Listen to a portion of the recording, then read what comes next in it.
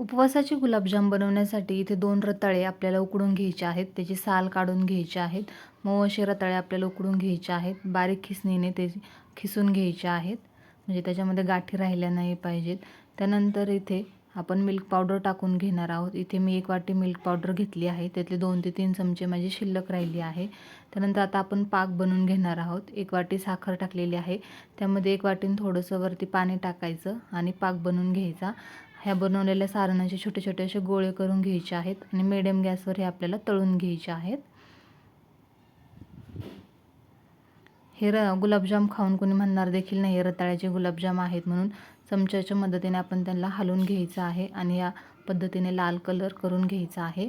त्यानंतर कोमट पाकामध्ये आपल्याला हे गुलाबजाम टाकून घ्यायचे आहेत. झटपट असे आपले उपवासाचे गुलाबजाम तयार झालेले आहेत.